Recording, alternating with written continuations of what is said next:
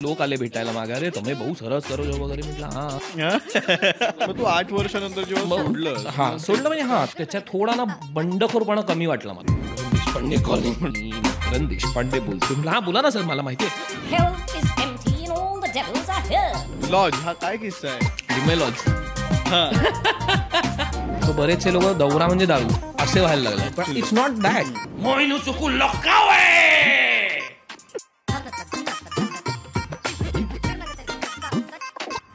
रसिक मायबाप प्रेक्षकांना विनम्र अभिवादन करून मी तुमचा दोस्त आणि या कार्यक्रमाचा होस्ट तुमचं स्वागत करतो पुन्हा एकदा या नव्या कोऱ्या कार्यक्रमात, ज्याचं नाव आहे आधी बसू मग बोलू. आज आपल्याकडे एक असा गेस्ट आला आहे ज्याने गुजरातीच नाही तर मराठी नाटकात देखील आपली छाप सोडली. सरलाने रंगमंचावर एपिक गडबड करत आज तो 4 चौघींसोबत फिरून तरीही लग्न न करता इथे आपल्या शोमध्ये आला आहे, ज्याचं नाव आहे निनाद लिमये. केम छो भाई? केम छो? तुम्ही केम छो? म्हणजे आम्हाला एवढंच येतंय तर तेवढं आम्ही लिहून आणलंय. त्याच्यात पण फंबल पडू नये म्हणून माझी मनापासून इच्छा होती की तू यावंस, कारण मी एकांकिका जेव्हा पाहायला लागलो तेव्हापासून तू काम करताना आम्हाला दिसलायस आणि हे एक आमच्यासाठी इन्स्पिरेशन आहे. सो आज मजा येणार आहे ते सगळं, तो प्रवास उलगडताना म्हणजे रंगमंचावरती बघणं आणि त्याच्या मागचा निनाद हे उलगडण्यात आम्हाला खूप इंटरेस्ट आहे आणि आम्हाला खूप जणांनी त्यासाठी मदतही केली आहे. तर सध्या आपण तुझ्या आत्ताच्या चालू असणाऱ्या प्रोजेक्टबद्दल बोलूया. तुझं आत्ता रंगमंचावरती, व्यावसायिक रंगमंचावरती 4 चौघे नाटक चालू आहे. प्रशांत दळवी लिखित आणि चंद्रकांत कुलकर्णी दिग्दर्शित आहे, ज्याच्यात खूप मोठी ॲक्च्युली स्टारकास्ट आहे. म्हणजे मुक्ता बर्वे, रोहिणी अट्टंगडीताई आहेत, किंवा कादंबरी आहे, किंवा पर्णपेठे, श्रेयस राजे, तू स्वतः त्याच्यात काम करतोस. एवढी मोठी स्टारकास्ट घेऊन हे नाटक इतकं धुमाकूळ घालतंय. तुम्ही आता त्याचं रिसेंटली US दौराही करून आत्ता जस्ट रिसेंटली आलात. तर मला पहिले तू या नाटकाबद्दल सांग की हे काय आहे नाटक? सो हे नाटक रिवायवल ॲक्च्युली 15 ऑगस्ट 1991 हे पहिले रंगमंचावर आलं. तेव्हा दीपा श्रीराम, वंदना गुप्ते, बरं, प्रतीक्षा लोणकर, आसावरी जोशी, सुनील बर्वे, तेव्हा पण स्टारकास्ट, मिलिंद सफाई, असे सगळे. हां, सो त्यांनी ते नाटक केलं आणि त्याचे 1000 एक प्रयोग केले त्यांनी त्यावेळेला. बापरे. हो, ते नाटक साधारण 95-96 पर्यंत वगैरे चालू असावं असा माझा अंदाज आहे. सो ऑब्व्हियसली मी ते बघितलं नाही आहे कारण मी तेव्हा खूपच लहान होतो. पण आत्ता त्यांना असं वाटलं की, कारण तेव्हा त्यांच्याबद्दल हे बोलण्यात आलं होतं की हे काळाच्या पुढचं नाटक आहे, लिहून ठेवलं आहे आत्ता वगैरे वगैरे. बरं. सो आता एक 30 वर्ष उलटली तर ते म्हणाले की चला बघूया आपण खरंच काळाच्या कसोटीवर उतरलो आहे का, अजूनही ते रेलेव्हंट वाटतंय का नाही. मग माझ्या अगोदर सगळे मुक्ता आणि हे सगळे प्रोजेक्टमध्ये आले होते ऑलरेडी. तर पण त्यांनी जेव्हा रीड केलं तेव्हा पण त्यांच्या मनात थोडी धाकधूक होती की आत्ता रेलेव्हंट वाटतंय की नाही वगैरे वगैरे. पण नाटक वाचल्यानंतर सगळ्यांचं असं झालं की नाही, प्रश्न अजून तसेच आहेत. ही आयरनी आहे खरं तर की 30 वर्षानंतरही ते प्रश्न तसेच वाटावे आणि रेलेव्हंट वाटावे हे खरं तर फार सुखकारक नाही आहे. सो त्यामुळे ते पहिल्या शोपासनं तो जो ओघ पकडला तो थांबलाच नाही. खरं, कारण नॉर्मली असं होतं ना की एखाद्या सर मला आवडणाऱ्या नटाचं मी एक नाटक एकदा बघून आलो, चल झालं, तर आपण म्हणू की किती पहिले 20-25 शो फार फार तर गुडविलवर चालतील ना, हाऊसफुल होतील, अगदी भरपूर चालतील. पण हळूहळू तो ओघ कमी व्हायला लागतो. पण 4 चौघीच्या बाबतीत मला आठवतं आहे पहिला काहीतरी 181वा वगैरे शो असेल जिकडे मला कळलं की थोडंसं मागच्या जागा रिकाम्या दिसत आहेत. अदरवाईज ते 180 शो हाऊसफुल चालू होतं नाटक. आणि येणाऱ्या काळातली हे it's a milestone may be. पण मग निनाद लिमये त्याच्यात कसा इन झाला? ह्याचं खरं तर संपूर्ण श्रेय चंद्रकांत कुलकर्णी सरांना जातं. अच्छा. सकाळ करंडक माझ्या 14वीत झाली होती, पहिलं वर्ष होतं ते. तेव्हा आयुष्मान नावाची एकांकिका होती माझी, जी जिंकली होती. 327 नाटकांमधनं जिंकली होती वगैरे वगैरे. It was a big hit म्हणजे बॅक देन. त्याच्यात बेस्ट ॲक्टर वगैरे त्याचे ब्रँड अँबॅसेडर ते होते. आणि त्यांनी तो प्रयोग बघितला होता आणि त्यांना ते नाटक खूप आवडलं होतं. सो बेसिकली मी ग्रॅज्युएशन नंतर जेव्हा गुजराती आणि हिंदी ह्याच्यामध्ये बिझी झालो तेव्हा मराठीत मी फार कमी काम केलं. पण काहीच लोक होते जे मला ऑलवेज विचारायचे, ज्यांनी माझ्यावर काम केलं होतं ते मला ऑलवेज विचारायचे, तू फ्री आहेस का, तू ये, तुझ्यासाठी एक रोल आहे. त्याच्यापैकी शशांक सोळंकी असतील, चंद्रकांत कुलकर्णी असतील, ह्यांनी मला ऑलवेज विचारलं आहे. सो त्यांच्या तुकाराम फिल्ममध्ये पण त्यांनी मला विचारलं की छत्रपती शिवाजी महाराजांची भूमिका आहे, तुला करायची आहे, एकच सीन आहे पण तूच पाहिजेस मला. सो तो आता 19 वर्षाचा असताना मी झाला, आता मी किती 35-36 वर्षाचा आहे. So it's been more than a decade. Exactly. So हे ना ऋणानुबंध खूप वेगळे आहेत. It's not about project. हा जो तुझा अभिनयाचा जो प्रवास आहे हा तू कधी सुरू केलास किंवा का तुला वाटलं की मी आता या क्षेत्रातच कंटिन्यू करायचं आहे? बेसिकली माझी मोठी बहिणी आहे ती तेव्हा इंटर स्कूल वगैरे आणि कुमार कला केंद्राच्या स्पर्धा असायच्या तेव्हा नेहरू बालभवनच्या ॲक्टिव्हिटीज असायच्या, तिथे नाटकं व्हायची वगैरे वगैरे आणि विद्यार्थी त्या बसवायच्या. तर ती जायची रिहर्सलला आणि ती सांगायची आम्ही ही मजा केली ती मजा केली. आणि तर मी खूप लहान होतो, 4th-5वीत असेल बहुतेक. तर मला असं व्हायचं की अरे मला पण हे करायचं आहे. आणि ती असे होते की थांब पण लहान आहेस तू अजून वगैरे. सो मला आठवते मी त्या हॉलला तशी जाळीचं हे असायचं स्लायडिंगचं, तर मी तिकडनं आणि पडद्यात असं बोट घालून पडदा हे करायचं आणि ते बघत बसायचं असं मला आठवतंय व्हिज्युअल. आणि ते लोक रिहर्सल करायचे आतमध्ये. तर म्हटलं काय 2 वर्षात ना मी पण होणार. सो तिथनं ते सुरू झालं ऑब्व्हियसली. मग नंतर विद्यार्थ्यांबरोबर आम्ही भरपूर मजा केली, भरपूर नाटकं केली, दे धमाल केली, दे धमाल सिरियल केली. एक्झॅक्टली ती पण विद्यार्थ्यांबरोबरच केली. करेक्ट. सो मग 11वीत मी आलो तेव्हा निशिकांत कामत आमचे पहिले दिग्दर्शक. ओके.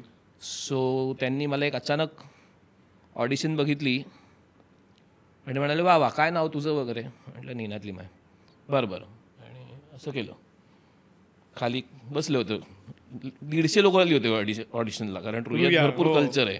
त्यांनी अचानक मला 6 पेजचा सोलोच दिला. बरं. नाटकात. मग मला तो म्हणताच येईना, पाठच होईना, कारण कळेच ना 6 पानं कशी पाठ करतात वगैरे वगैरे. आणि पहिलं ते 11वीचं वर्ष वगैरे वगैरे. पण ही बिलीव्ड इन मी. मग ते पहिलं प्राईज मिळालं INTचं बेस्ट कॉमेडियन वगैरे वगैरे. वा. पहिल्याच वर्षी. डॉक्टर्स ऑफ महाराष्ट्र नावाची एकांकिका होती. मग 12वीत जरा मी कॉन्सन्ट्रेट केलं कारण मी सायन्सला होतो वगैरे. 13वीत गम बन झाली, 14वीत आयुष्मान झाली. या सो ते करता करता मला असं झालं की मला हे करायला आवडेल आयुष्यभर. You know this is where my Joy lies. I escape time, I escape reality, I escape whatever is going on in my life, you know, but this is the best way I can express. So ती जाणीव कुठेतरी 14वी-15वीच्या सुमारास झाली, सुरू झाली. हां. But I wanted to focus particularly on my Joy may be, और wear M I satisfied. So म्हणून ते तिकडनं सुरू झालं ते. मग त्याच्यानंतर 15वी नंतर मग मी शिवाजी महाराजांचा रोल केला. ती इमेज आजही डोळ्यासमोर आहे ना. हो, आजही त्यांचा तो पहिला न्यायनिवाडा आणि हे काही झालं की ते अजूनही व्हायरल. मला अजूनही बरेच मेसेजेस आणि हे येतात. पण ते इट वॉज अ ब्लेसिंग. म्हणजे त्याच्यानंतर मी गुजराती नाटकांमध्ये गेलो. मग मालिका केल्यानंतर किंवा त्याच पिरियडला तू डिक्लेअर केलं होतंस का की आता हेच? स्वतःपुरतं तर हो. घरच्यांना माहीत होता, अंदाज होता, पण सांगितलं नव्हतंस. तसं आमच्यात ना असं बसून चर्चा कधी झाली नाही. मला एक केटी लागली होती FYला. ओके. सो SYला जेव्हा आयुष्मान करायचं होतं, पहिल्या आम्ही INTला एक केली होती कथाई साधूवाण्याची नावाची एकांकिका. ती फेल गेली होती, जी गेली नव्हती फायनलपर्यंत आणि ती वर्कआउट झाली नव्हती. नंतर आयुष्मान करायची असं ठरलं आणि त्याच्यात मला रोल होता, लीड रोल होता. तर प्रताप फड नाटकाचा दिग्दर्शक तो म्हणाला की भरपूर तालीम करायला लागेल आणि मला काय सांगू नको तू ते KTची री एक्झाम वगैरे. मला आय डोंट केअर, कारण हरलोय आपण गमवण्याच्या नंतर, which is a big setback. Now we have to like नंतर.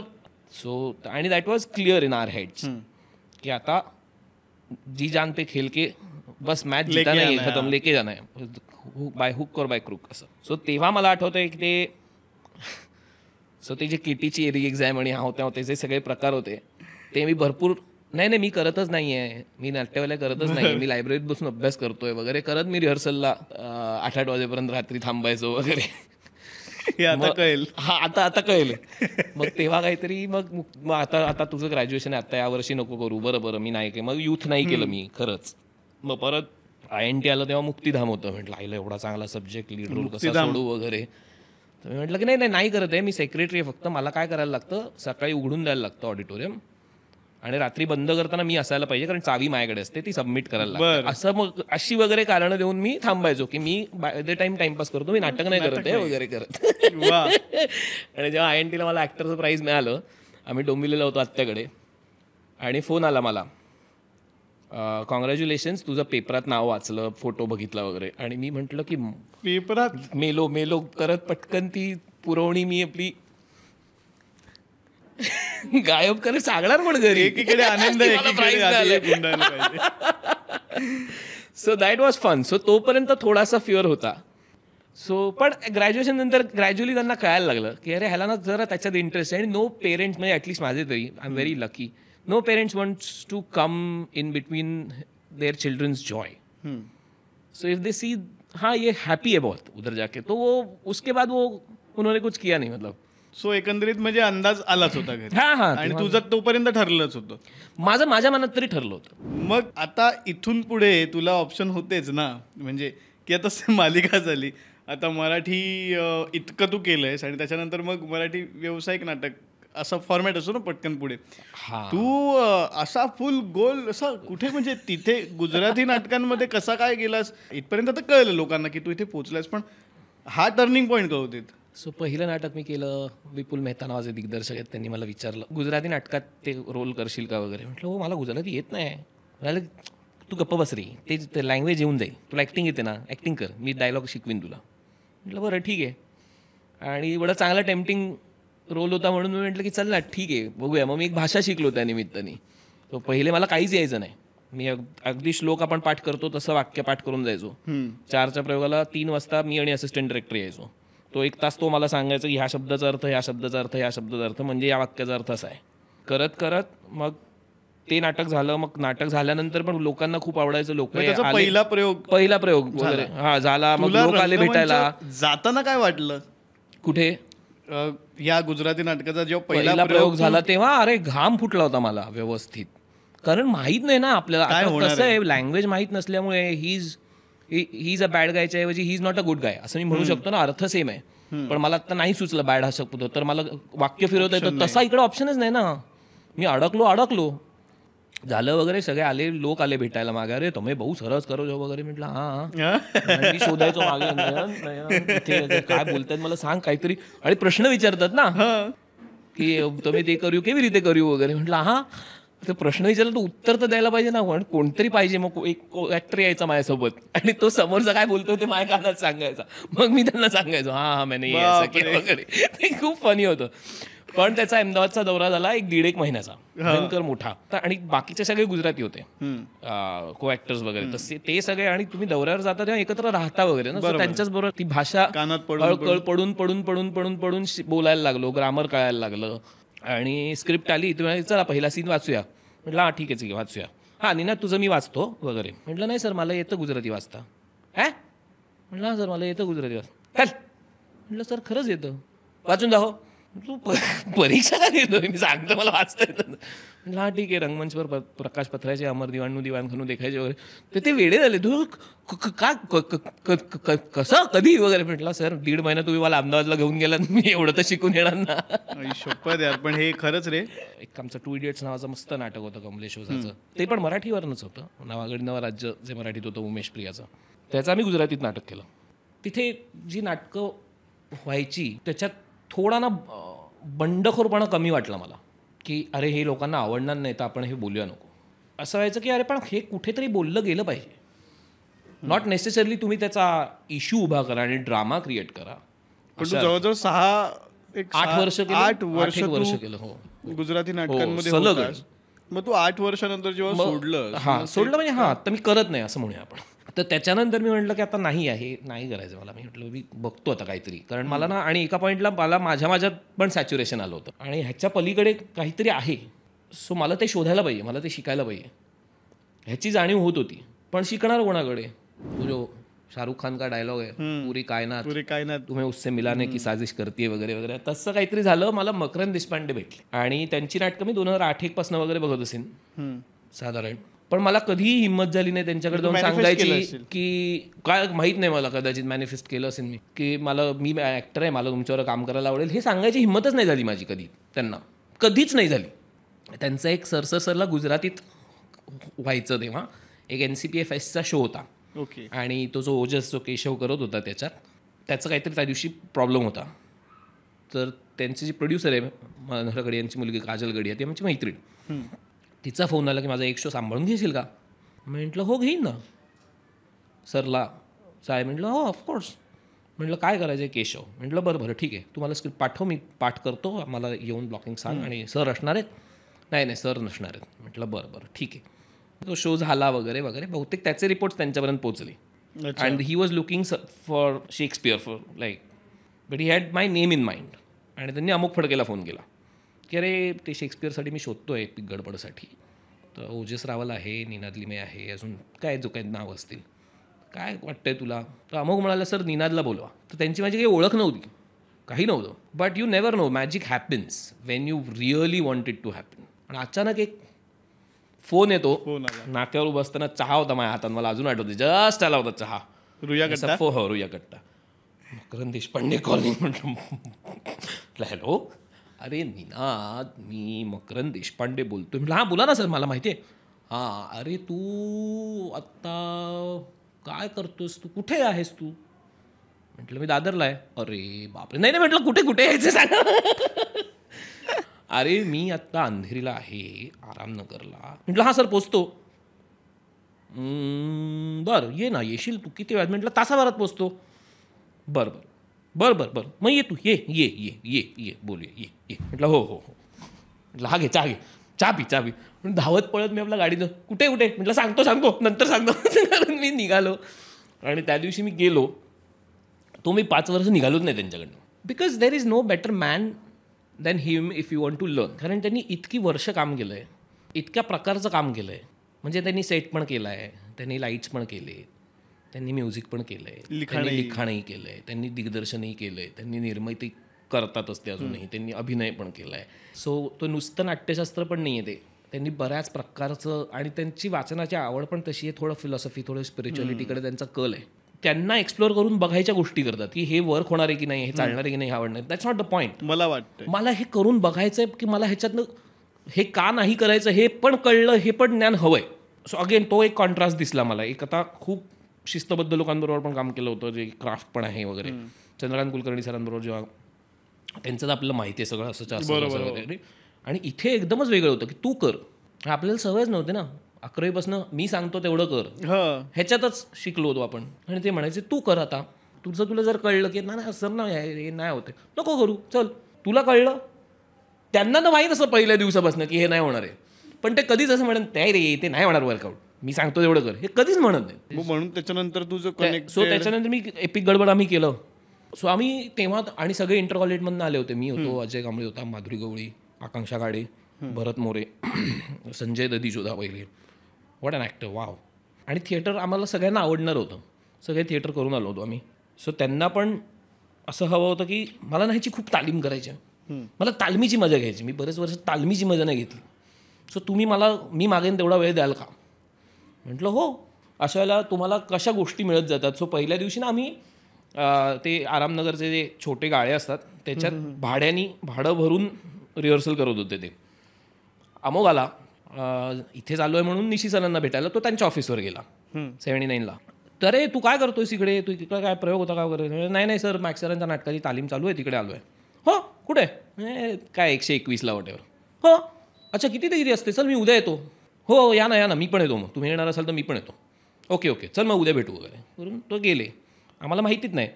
दुसऱ्या दिवशी अचानक सीन सुरू असताना निशिकांत कामतच आले आतमध्ये. आता आम्हाला माहितीच नाही की मॅक्स सर आणि निशी सर हे इंडस्ट्रीत यायच्या अलीगडपासूनचे मित्र आहेत. ते जेव्हा क्रिकेट खेळायचे तेव्हाचे मित्र आहेत. बरं. मकरंद सरांना वाटलं की ह्याचं काहीतरी शूट बीट चालू आहे म्हणून इकडे आलाय. तुम्हाला जेवण पाठव शूटिंगचं, इकडे पोरं माझी भुकेली आहेत. ते म्हणाले की अरे नाही तुम्ही या ना उद्या ऑफिसलाच या, पॅन्ट्री आहे वगैरे वगैरे. आणि निशी सरांनी विचारलं संजूला कितना भाड़ा है रे, क्या भाड़ा दे रहे हो तुम लोग, मेरे को पता नहीं चल रहा है. बोला हाँ अभी क्या करेंगे, एक काम करता हूँ मैं, कल मेरे ऑफिस में आ जाओ तुम लोग सब खाना खाने. म्हटलं ओके. गेलो आम्ही. तर ह्यूज ऑफिस, बाहेर भरपूर मोठी जागा. तर मी टाटा थिएटरसाठी त्यांनी एक नाटक केलं होतं. त्यामुळे माझी अख्खी तालीम मी इकडे गेली. प्रोसिनियम एवढी स्टेजची जागा आहे, फक्त हे जे टेबल आहे ते सगळं हलवून इकडे ठेवायला लागेल. ही आजपासून जागा तुमची, तुम्हाला करायची तेवढी तालीम करा, किती महिने करायचेत करा. तर वाय आर यू पेईंग मनी. ते तेव्हा JWला राहायचे. ते सकाळी 10 वाजता आमच्याकडे फ्रेश पेस्ट्र्या आणि कुकी आणि असलं घेऊन असे 2-2 पिशव्या घेऊन यायचे. सकाळी घ्या, ब्रेकफास्ट करा मस्तपैकी आणि मग कामाला लागा. हे कुठे होतंय? सो 3 महिने आम्ही सकाळी 10 ते रात्री 10, म्हणजे लिटरली इंटर कॉलेजला आपण जशी रिहर्सल करतो 3 महिने आम्ही तशी रिहर्सल करत होतो. एपिक गडबडची रिहर्सल सांगतो मी तुला. एपिक गडबडसाठीच तुला झी गौरव मिळालं. विशेष लक्षवेधी पुरस्कार मिळाला. त्यासाठी खरंच पहिले तुझं अभिनंदन. म्हणजे काय नेक्स्ट लेवलला तो परफॉर्मन्स झाला असेल. आणि याची झलक आम्ही चला हवा उद्यामध्येही पाहिली होती. पण येस, मग त्याची आत्ताच झलक देतोस का तू एक? बापरे, वाक्य आठवायला लागतील. Hell is empty and all the devils are here. नरक ओस पडलाय, सगळे हैवान इकडे आहेत. What is done cannot be undone. When we are born, we cry that we had come to this great stage of fools. Words without thoughts, never to heaven go. असं वगैरे ते सगळं त्यांच्या, कारण ते अरिना त्यांच्या ह्याच्यात असायचं ना, 3 टिअर्स, आणि मग सो तिथपर्यंत आवाज पोचायला वगैरे ते दाबून वरच्या ह्याच्यात बोलायचं, आणि मग सगळी बॉडी लँग्वेज पण तशीच वापरायचो मी. सो व्हॉइस मॉड्युलेशनच काय केलं, थोडा त्यांचा ऍक्सेंट शिकायचा प्रयत्न केला. थोडा नाही, तो ऑलमोस्टच मला थोड्या वेळासाठी मी तिथेच गेलो होतो. सो ते तिथे आहे ना सगळं, आणि मग बाव पण करायचं असेल तर कसं करायचं, आता मला उभं राहून सगळं करायला लागेल, त्यामुळे ते शक्य नाही आहे ऍक्च्युली करू. बरं नको. सो म्हणजे ते उभं राहायचं, बघायचं वगैरे, ते पण सगळं त्या, आणि ते सगळं ॲनिमेटेड होतं ना तेव्हाचं. एक तर 350-400 वर्षापूर्वीचा तो यायचा, आणि मग ते तुम्ही बघितलं असेल तर ते थिएटर तसे असायचे गोल. हो, एक्झॅक्टली. त्यांचं असं असायचं की ते इको होईल. एक्झॅक्टली, हो. आणि मग तुम्ही ते त्या पिच मध्ये बोलायचं आणि सगळं. सो डू यू सी वगैरे, तर ते एक अंगिक पण करायचं, कारण 3ऱ्या मजल्यावरच्या माणसाला पण कळलं पाहिजे ना, आवाज पोचलेला पाहिजे, पण ऍटलीस्ट तू काय म्हणतोयस ते तुझं वाक्य पोचलं पाहिजे.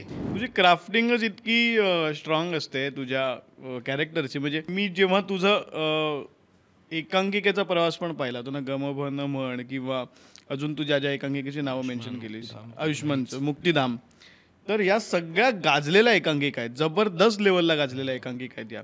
कारण याचे खूप काळापर्यंत इम्पॅक्ट राहिलेत. तू मला कधीच निनादलिमय नाही वाटलंस, बी फ्रँक.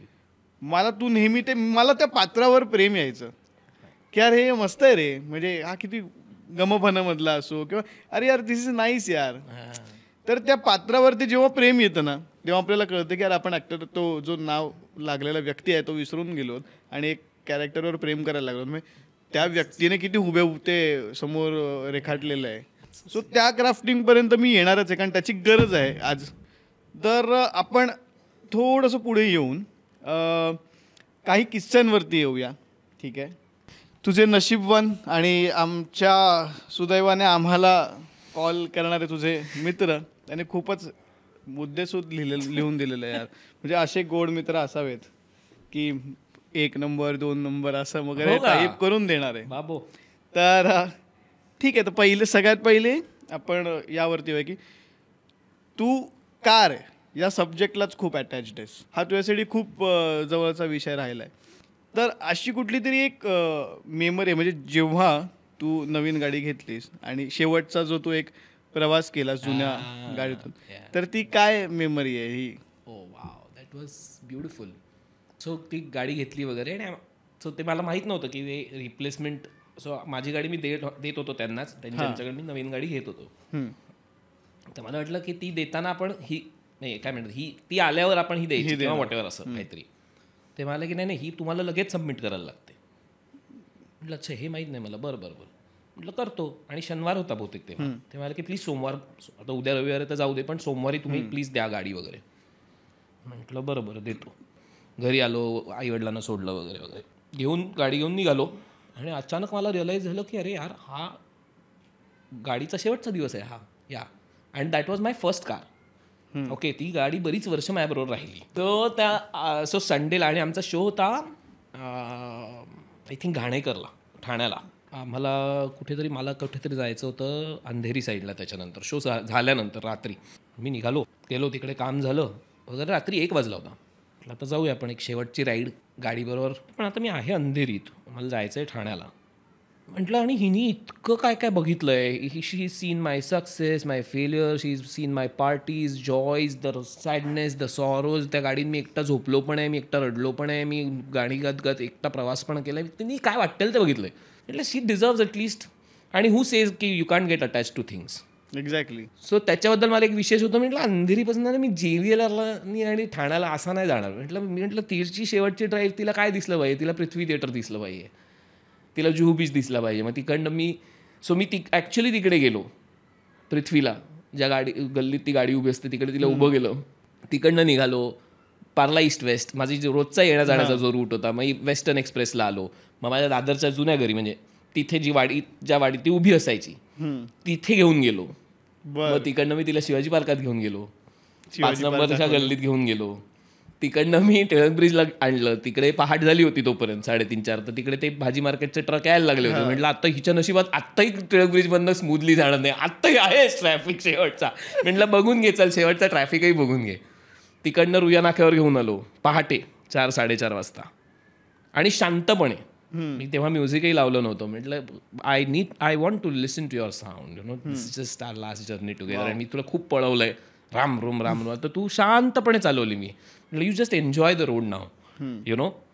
सो मग मी तिला टिळक ब्रिजवरनं नाक्यावर घेऊन गेलो. मग 4 वाजता मी निघालो तिकडनं. म्हटलं जाऊ दे, एक दिवस जागरण होऊ दे, काही फरक नाही पडत आहे. म्हटलं नाही दिसणार ही गाडी परत आपल्याला आता.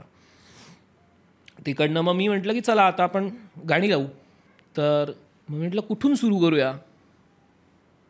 सो मी असे पर्ल जॅमचं आय एम माईन पण लागतंय, हॉटेल कॅलिफोर्निया पण लागतंय, कॅलिफोर्निकेशन पण लागतंय, तिथपासनं भोर भई पनघट पण लागतंय, नुसरत पण लागतायत, एडेल पण लागते. असं कर म्हणजे the entire 10 years journey just came to me and stood in front of me. I was like, मी तर इतका नॉस्टॅल्जियामध्ये गेलो होतो. मग चेकनाकाला आलो. आता शेवटचं गाणं सुरू होतं. तर नेमकं ऑल आय आस्क नावाचं एक गाणं आहे एडेलचं. सो त्याचं लिरिक्स पण असंच आहे, all I ask is this is the नाट if this is the last night with you, take me by the hand while we do what lovers do, it matters how this ends, what if I never love again वगैरे. So ते कुठेतरी वेगळ्या लेवलला मला खूप relate होत होतं. All I ask is if this is the last night with you, take me by the hand. I was like, I am so glad that I took you by the hand and I gave you whatever you deserve, one last सुकून वाली. आणि ऊन नाही, काही नाही. So रात्र शांत, horn नाही, सुकून भरी एक शेवटची राईड झाली. आणि मग एकदम पटकन तेव्हा इमोशनल व्हायला लागलं. आणि ॲक्च्युली माझ्या गल्लीत की आता जाणार माझी गाडी गराजमध्ये, जाणार माझी गाडी गराजमध्ये, असा त्या शेवटच्या टर्नला 1000 years नावाचं गाणं आहे ते लागलं होतं. आणि त्याच्यात ते 1 step closer, म्हटलं actually this is the last step closer and this is the end. I got so emotional. हां, तिकडे मी थांबलो. सो म्हटलं चला आपण बाय बाय करू, असं म्हणून मी आय स्टील फेल्ट स्ट्रेंज. माझी 14 वर्षाची गाडी, 13 वर्षाची काय असेल, मागे बसलो तर आय फेल्ट स्ट्रेंज. म्हटलं या गाडीत मी मागेच नाही बसलो आहे कधी. मला असं झालं की अरे ही माझीच आहे ना गाडी. I felt strange. It was so असे एक वेगळेच काहीतरी रिअलायझेशन्स कधी कधी होऊन जातात. मग बाजूला बसलो. मग मी थोडा असा 5 मिनटं थकलो होतो ना ड्राईव्ह करून, काम करून, तर असा हे करून झोपलो. म्हटलं रे नेकरेस्ट आपण घेऊया. सो त्या गाडीची नेकरेस्ट घेऊन आलो मी ॲज अ मेमरी. गाडी नुसते आपलं जा माझ्याकडनं तुला एक अलविदा. म्हटलं हां चला आता आपण गॅरेजमध्ये जाऊ. It was so beautiful. बरं, दुसरा प्रश्न असा आहे की काहीतरी मोठा येतोय बॉम्बचा. मे तू जेव्हा घरातून निघतोस कुठे जायला सकाळी, युद्ध पातळीवरती तुझी घाई चालत असते, भयानक लेवलला. अच्छा. मग असं आदल्या रात्री काय घडतं ज्याने तुला सकाळी जिथे पण निघायचं असेल ते तू एकदम असं उशीर होतोय, चल चल चल चल चल निघायचंय आपल्याला, यार काय फालतू म्हणा. हे हा बहुतेक अभिजित गायकवाडनी सांगितलेलं आहे तुला किंवा असं कोणतरी असेल तर. ओके, नाव नाही सांगत. मला वाटलं मला गेस करायचंय वगैरे, वॉट एव्हर.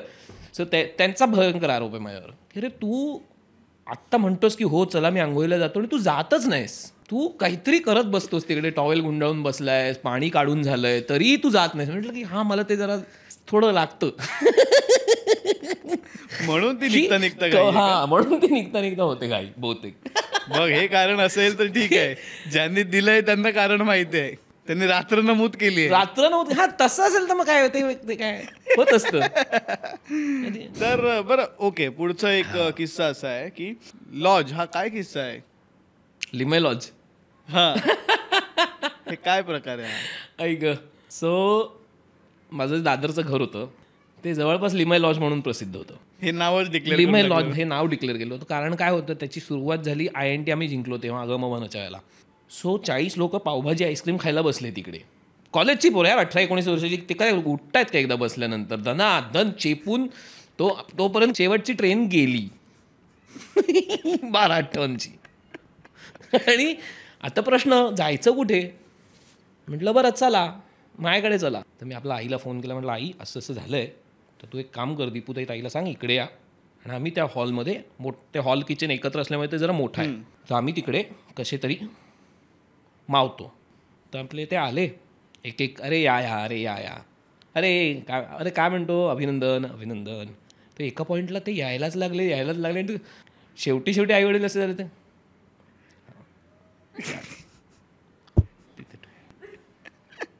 संपेच नात माणसं. यू वोंट बिलीव्ह, त्या रात्री माझ्याकडे 34 लोक झोपायला होते. म्हणजे आम्ही डायनिंग टेबलच्या खाली 2 जण झोपलेत, खिडकीच्या कट्ट्यावर 1 जण झोपलाय, 1 जण खुर्चीत तसाच झोपलाय, असे झोपलो होतो. कारण काय करणार, शेवटची ट्रेन गेली आणि ओला उबर तसला नव्हतं आणि पैसे तर नव्हतेच. सो त्याच्यानंतर ते ट्रेडिशन पडली की जर जिंकलो तर त्या रात्री निनादकडे थांबायचं. मग आम्ही जेव्हा कपूर जिंकलो होतो त्या 31 जण होते. बरोबरच आहे, मग डिझर्विंग आहे. आणि मग नंतर येता जाता रिहर्सलमध्ये आज थांबले तसे 6-7 जण तर असायचेच, येता जाता असायचे वगैरे. आणि मी ग्रॅज्युएशन झाल्यानंतर पण बरीचशी वर्ष मी थोडा येऊन जाऊन ॲक्टिव्ह होतोच. तर तेव्हा पण जे लोक आहेत त्यांना ते जनरेशन्स तिकडे आल्यात अशाच राहायला. म्हणजे ते ओळखतायत नाही ओळखतायत माहीत नाही मला, पण ते येत आहेत राहतायत. म्हणून हा लॉज व्हॅलिड आहे. हा, जो अजूनही परंपरा अजूनही आहे. हो, आता ते घर रिडेव्हलपमेंटला गेलंय म्हणून परत ते सुरू झालं की लॉज सुरू. ठीक आहे, आपण पुढच्या ह्याच्यावर जाऊया. मी असं ऐकलंय की तू खूपच जास्त सुरात आणि अतिशय बेधडक असा बीटवरती नाचतोस.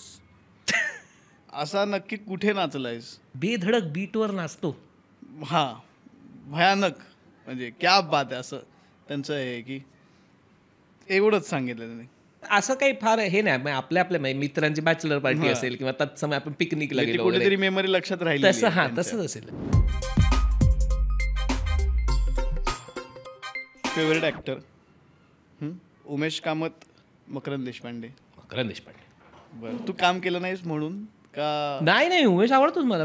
अच्छा, आता तूच म्हणाला ना हे नाही explanation, those can't be compared. Umesh आणि मकरंद देशपांडे त्यांचा खूप वेगळंच. Favourite actress? आकांक्षा गाडे, इशाडे. टफ चॉईस यार. हे पटकन यार, तू काय? ओके, आकांक्षा गाडे. बर. आवडीचं नाटक? 4 चौघी, एपिक गडबड. एपिक गडबड. आवडीचे डिरेक्टर? मकरंद देशपांडे की चंद्रकांत कुलकर्णी? ऐक, तू ना मला कोणाकडनं तरी फटके खायला लावणार.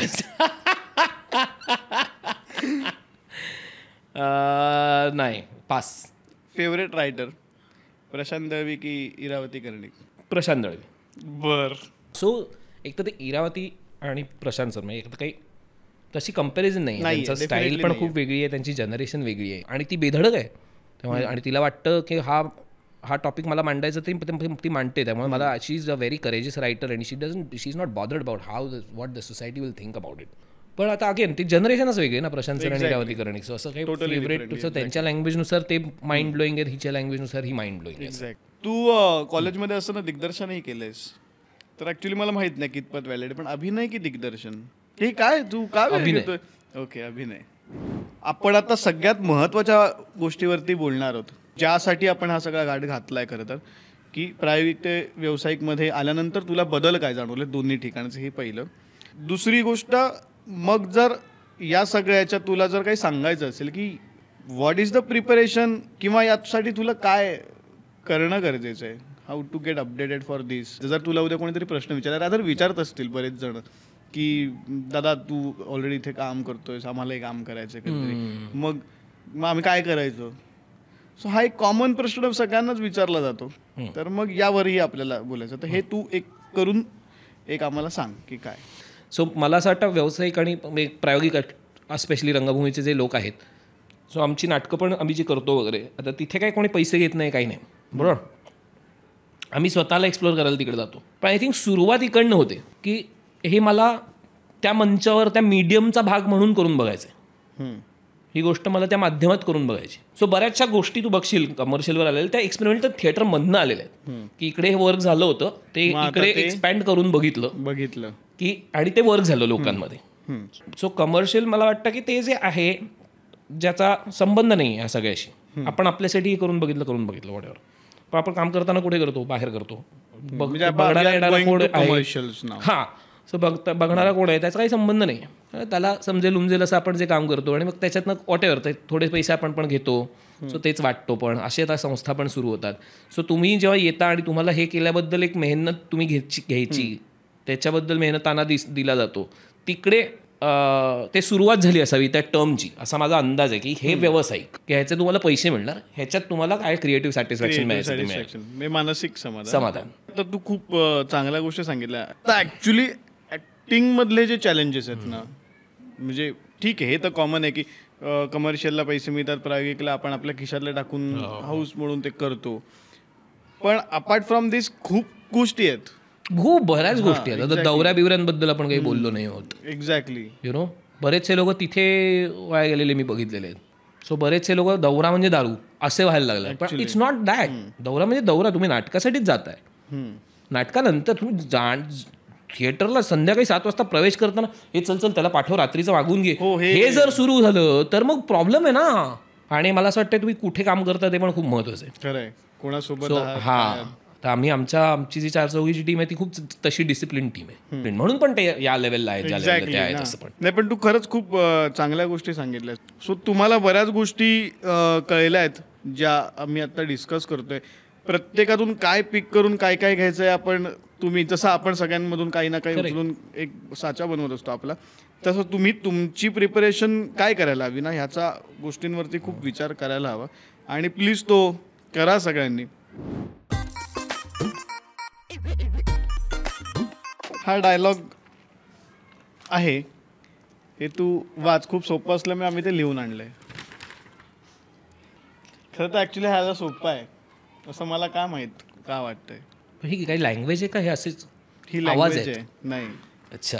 सो हे तू वाच आणि याच गोष्टीला एक वेगळ्या इमोशन्सने बोल की तू एक रोमॅन्टिकली हे बोलायचंयस. रोमॅन्टिकली बोलायचं. रोमॅन्टिकली. खुश खुश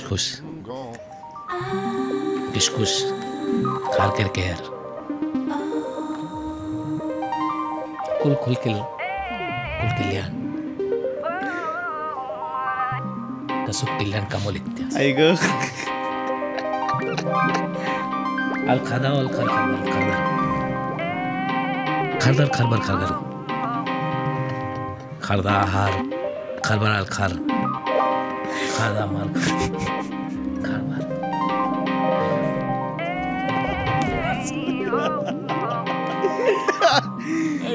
कोण आहे? तुला अजून एक हवंय का? आमच्याकडे सॉलिड आहे. दे रे. हे त्याच्या स्टाईलने बोलतो. कोणाच्या स्टाईलने? ओरिजिनल ती त्यांची. निम्डा दोसरास टेल मी हर तबुश क्रॅक कोई निम्बुमला. Not bad. Now you. Nimbla, dos rastel mi, arta bus, carque wana bumla, moinu suku lokawe, uno costa, mino pesrak chukwe. अरे वा वा, क्लास. तुला यार भाषा देणं चुकीचं आहे. तू दे कागद परत. तू यार शो फ्लॉप करशील आमचा. थांब, तो पण दे कागद. याला काही नका देत जाऊ. हा सेगमेंट याच्यासाठी नाही आहे.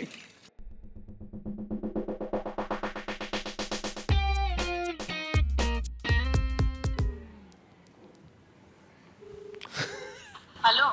हां, बिझी आहेस? नाही, बोल. हां, अरे जरा एक सीन झालाय. काय? सो आता माहीत नाही, हे मी जरा बोल. हे सगळं घरी कसं सांगायचं आता मला कळत नाही आहे. अरे काय तर बोल. अरे काय नाही, हे लोक ते लग्नासारखं जरा करत होते ना, लग्न करायचं आहे वगैरे. तर मी आपलं नाही म्हणत होतो. पण ॲक्च्युली हां म्हणजे तर ते मला वाटलं नव्हतं. केलंयस का? हा म्हणजे हा तर आहे एक कोणीतरी. बरं. सो पण ते मला म्हणजे I was not sure about it ना. ओके. सो बट आत्ता असं झालं आहे की शी इज शुअर किंवा हा फक्त तिचं म्हणणं आहे की आत्ता आपल्याला हे जे काय आहे ते लवकरात लवकर करायचं आहे. आणि सो येत्या काही महिन्यातच तिला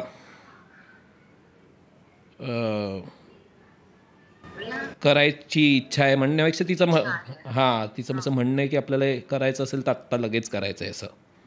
ओके. तर आणि मी म्हटलं की मला जरा आय एम नॉट प्रिपेअर्ड वगैरे. हा तर मला थोडं असं पण ते जरा काय होतंय जरा प्रेशराईज झाल्यासारखं झालं आहे मला. आणि तर मी म्हटलं की बोलूया. तर मी म्हटलं कोणाशी बोलू मला कळेना. ओके. म्हणून मग कारण आता ते आईवडिलांना आत्तापर्यंत मी नाही म्हणत होतो आणि आता पटकन म्हणायचं आणि आत्ता म्हणायचं आता लगेच करा. मग तुला मला पण सांगायचं लगेच करा वगैरे. आपल्याकडे अजून काय माहीत नाही आपल्याला. हो बरोबर आहे की नाही. पण तू शुअर आहेस का एवढं मला ते ना मला माहीत बघ मला माहिती आहे की ती शुअर आहे. नाही पण तुझं काय तुला जर करायचं तर तिच्याशी करायचं आहे का तुला असं मी तुला विचार. मला आवडते तर नक्की मुलगी ती. ओके. पण तुला म्हणजे मला तुला तुझं असं काही पटकन एकदम हां म्हणजे पटकन मी ड्रॅस्टिकली या निर्णयाला यावं इतकं काही वी वर जस्ट जाऊ का आहे एकच सेकंड मी येते थोडं. भगवान से डरो यार. माफी मामा मी पण म्हणायचं ना की तुला त्या निर्णयाला लगेच लग्न लगेच हां. ओके. सो आणि तुला सांगितलंयस का? प्रयत्न केला मी बोलून 1-2 वेळा. थोडं म्हणजे पॅसिव्हली म्हणजे नॉट डिरेक्टली की का बाबा तुला एवढ्या लवकर लगेच वगैरे वगैरे. ओके. तर नाही तिचं पण तेच म्हणणं आहे की आत्ता केलं तर मग आपल्याला पुढे जाऊन काहीतरी फ्युचरचा विचार करता येईल ना. त्याच्यासाठी आपल्याला वेळ पण देणं आहे. नाहीतर मग नंतर परत 40शीत काहीतरी मूलबिलाचा विचार करायचा वगैरे त्याच्यात सगळं झालं पाहिजे ना. मग आपल्याला आपला वेळ कधी मिळणार नाही तर पटकन आपल्याला.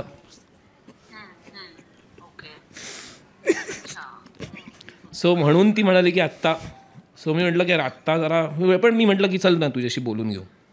ओके बरं नाही आपण मला वाटतं भेटूया आणि जरा भेटून म्हणजे मला पण सविस्तर जरा आपण बरं हो चालेल. तू कशी प्लेस्ड आहेस मग आज उद्या कधी आजच भेटते तुला म्हणजे हे फारच महत्त्वाचं आहे. माझी आता एक मीटिंग सुरू होईल थोड्या वेळ. ओके. आता आहे वागळे एस्टेटला ठाण्यातच आहे. असं इथेच आहे. तर ती आता मला वाटतं 1.5 तास वगैरे तरी चालेल कारण अजून मीटिंग मधले लोक झालेले नाही आहेत. बरं ऐक मी आत्ता एका इंटरव्ह्यूला आहे आणि हा प्रँक कॉल आहे.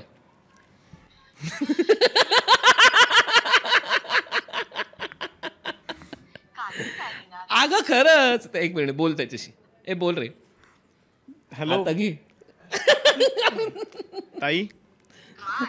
तू आमच्या शोमध्ये लाईव्ह आहेस आत्ता आणि आय एम सॉरी हा प्रँक कॉल होता. पण याने लग्न केलं पाहिजे अशी आमची खूप मनापासून इच्छा आहे म्हणून हा प्रँक कॉल होता. तू आता मनावर घे.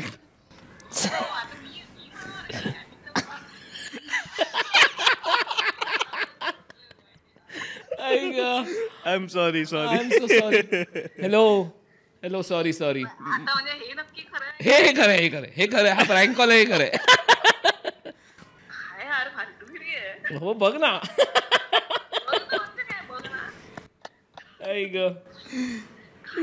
तुम्ही लोक सॉरी आनंदात वगैरे हे आजचा बरं हे तुला लवकरच युट्यूबवर दिसेल. कुठे दिसेल? युट्यूबवर दिसेल. Very good. मला तुम्ही एकदम वेगळ्याच कारणाने welcome to YouTube. Very good. खूप शिव्या पडणार आहेत मला. जेवायला मिळणार. हा बेस्ट कॉल होता. इम्प्रोव्हायझेशन म्हणजे करायला ठीक आहे, लागतं ना. मी माफी मागितली रे थोडीशी. तू किती मागशील? मला वाटलं आज आहे सोनू की ती इथेच आली असती गाडी घेऊन. 11 सवय ना. तिने विचारलं असतं तू कुठेस आत्ताच्या आत्ता मला लोकेशन पाठव, मी गाडी घेऊन येते इथे. मी बायोलॉजिकल क्लॉक बिग पर्यंत जाणार होतो, मी आटोक्यात घेतलं स्वतःला. सो ॲट दी एंड आपण ॲज युजल एक आमचं गरीब छोटंसं पामर चॅनल आहे ज्याचे छोटेसे 6000 सबस्क्रायबर अरे आहेत वा वा वा. आणि नुकतंच झेप घेत आहे. तर त्या चॅनलसाठी आपण ॲज युजल लाईक करो, शेअर करो, सबस्क्राईब करो. असं एक नमस्कार, मी निनाद लिमये. बॅचलर्स ऑफ मुंबईच्या यूट्यूब चॅनलच्या आधी बसू मग बोलू या सेगमेंटमध्ये मी तुम्हाला भेटायला येतोय आणि आम्ही खूप गप्पा मारल्यात. मला हा इंटरव्ह्यू द्यायला इतकी मजा आली आहे. आय होप तुम्हाला पण तो बघायला ऐकायला आवडणार आहे. सो तुम्ही नक्की हा इंटरव्ह्यू बघा आणि चॅनलला सबस्क्राईब करायला विसरू नका. बेल आयकॉन दाबायला विसरू नका, जेणेकरून असा सुंदर सुंदर कॉन्टेंट तुम्हाला नोटिफिकेशन येत राहील आणि तुम्ही तुमच्या वेळात बघू शकता. सो लाईक करो, शेअर करो, सबस्क्राईब करो. Bachelors of Mumbai. Thank you so much Ninad.